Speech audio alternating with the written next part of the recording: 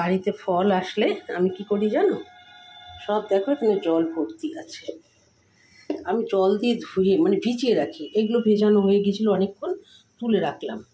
আর এই লেচুগুলো জলের মধ্যে আছে, এই আম শশাও সব জলের মধ্যে আছে, দেখতে পাচ্ছ।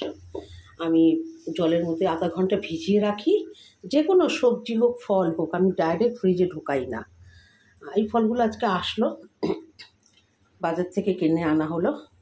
এখন আমি এগুলো রাতই হয়েছে, রাত্রিবেলায় মানে সন্ধ্যেবেলা কেনা হয়েছে। তো রাত্রিবেলা এগুলোকে আমি ভিজিয়ে রাখলাম জলের মধ্যে। আধা ঘন্টা পরে এগুলোকে তুলে জলটা ঝরিয়ে তারপরে আমি এটাকে ফ্রিজে রাখবো, বুঝেছো তো। তো ফল সবাই খাবে। এখনকার দিনে আমার মতে বাইরের কোনো ফাস্টফুড খাওয়ার থেকে সেই টাকায় ফল কিনে খাও। সিজনের ফল কিনে, সিজনের যে ফলগুলো হয় সেগুলো শরীরের জন্য প্রচণ্ড উপকারী, ঠিক আছে, সেগুলো খাও। এই আমগুলো এনেছে, দেখো কি সুন্দর দেখতে, কালারটা হেভি দেখতে হয়েছে। কালারটা কীরকম খেতে হবে তো বুঝতে পারছি না, নিশ্চয়ই ভালোই হবে। প্রচুর দামও নিয়েছে আমগুলো। কালারটা দেখো, একদিকে কোনো সিঁদুর কৌটো, সিঁদুরের মতো কালার, দেখতে পাচ্ছ কি সুন্দর কালার, দারুণ কালার হয়েছে।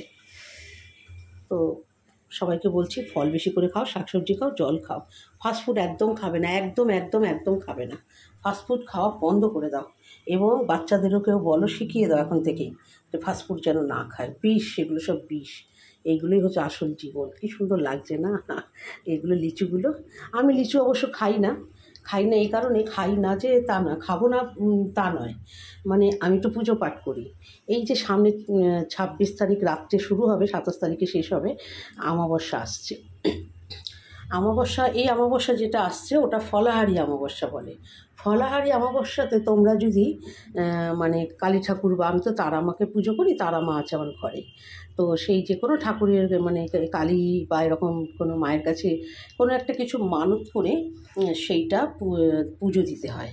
সেই মানতটা যদি কমপ্লিট হয়ে যায় তাহলে পরের বছর মানে 1 বছর পরে সেই ফলাহারি অমাবস্যাতে তো সেই ফলটা মাকে আবার পুজো দিয়ে তুমি খেতে পারো। তো আমি গতবার দিয়েছিলাম লিচু, সেই জন্য এই ফলাহারি অমাবস্যা আসলে মাকে পুজো দেবো, এই লিচু পুজো দেবো, তারপরে আমি খেতে পারবো। তার আগে খেতে পারবো না। আমি এক বছর আমি খাইনি, 1 বছর আমি লিচু খাইনি। আর লিচু এমন ফল দিতে হয় যেটা তোমার খুব পছন্দের ফল, সেটাই ঠাকুরকে দেবে। শাক, আলু, শশা যেগুলো তোমার খেতে ভালো লাগে না, ওরকম ঠাকুরকে দিলে আর ঠাকুর মনে করলে ঠাকুর তোমার জন্য মানে একেবারে সব কিছু ঠিকঠাক করে দেবে তা না। তোমার যেটা প্রিয় সেটাই ঠাকুরের কাছে তুমি পুজো দেবে। আর পরের বছর যদি সেটা কমপ্লিট হয়, তোমার মনস্কামনাটা এই ফলাহারি অমাবস্যার দিনই তুমি সেটা দিয়ে পুজো দিয়ে তুমি ইয়ে করবে, মানে তবে তুমি খেতে পারবে আর কি। তো আমি যেহেতু এখনও পর্যন্ত ওই পুজোর ফলটা ফলেছে আমার, যেটা আমি মনস্কামনা করেছিলাম, এই ফলাহারি অমাবস্যার দিন সেইটা আমি খেতে পারবো আর কি, পুজো দেওয়ার পর খেতে পারবো। বন্ধুরা, কেমন লাগলো ভিডিওটা?